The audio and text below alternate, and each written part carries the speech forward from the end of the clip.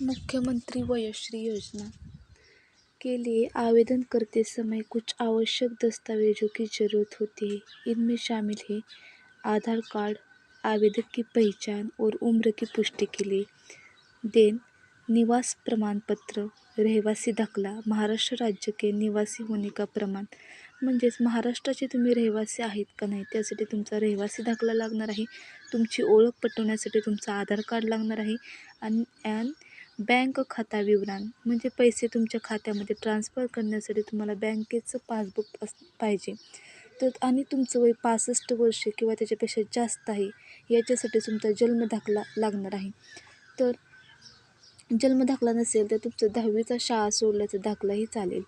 मुख्यमंत्री वयोश्री योजना के लिए कुछ मानदंड निर्धारित किए गए हैं. म्हणजेच ह्या योजनेचा फायदा घेण्यासाठी तुमची वय 65 वर्ष किंवा त्यापेक्षा अधिक पाहिजे.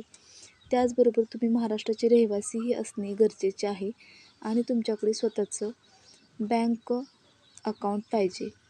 ह्या योजनेत तुम्हाला महिन्याला 3,000 रुपये मिळणार. 3,000 रुपयाची मदत केली जाणार आहे. तुम्ही हे ॲप्लिकेशन केल्यानंतर तुम्हाला हा ऑनलाईन अर्ज भरायचा आहे आणि ते 3,000 रुपये तुम्हाला कशासाठी तर वयाबरोबर तुम्हाला आलेली थकान, काही अक्षमता असतील किंवा काही उपकरणं घ्यायची असतील आरोग्याशी संबंधित तुमचे सोयीस्कर जीवन होण्यासाठी, तर त्यासाठी तुम्हाला 3,000 रुपये आर्थिक मदत मिळणार आहे.